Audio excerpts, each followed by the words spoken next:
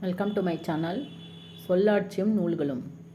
நன்னூலுக்கு உரை எழுதிய மயிலைநாதர் தம் உரையில் ஐம்பெருங்காப்பியம் என்னும் சொற்றொடரையும், தமிழ் விடு தூது பாடிய புலவர் அந்நூலில் பஞ்சகாப்பியம் என்னும் சொற்றொடரையும் குறிப்பிடுகின்றனர். பொருள் தொகை நிகண்டு, திருத்தணிகை உலா ஆகிய நூல்கள் பெருங்காப்பியம் 5 என குறிப்பிட்டு அவற்றின் பெயர்களையும் வழங்கியுள்ளன.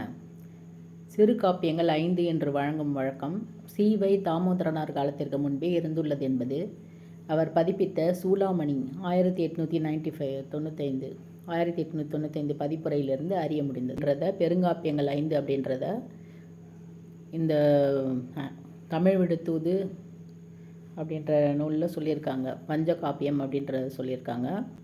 பொருள் தொகை நிகண்டு, திருத்தணிகை உலா அந்த நூல்கள்லேயும் பெருங்காப்பியம் 5 அப்படின்னு சொல்லியிருக்காங்க. சிறு காப்பியங்கள் 5ன்றதையும் சொல்லியிருக்காங்க. எதுலன்னா சி.வை. தாமோதரனார் காலத்திற்கு முன்பே இருந்துள்ளது என்பது அவர் பதிப்பித்த சூளாமணி என்ற பதிப்புரையிலிருந்து அறிய முடிந்தது.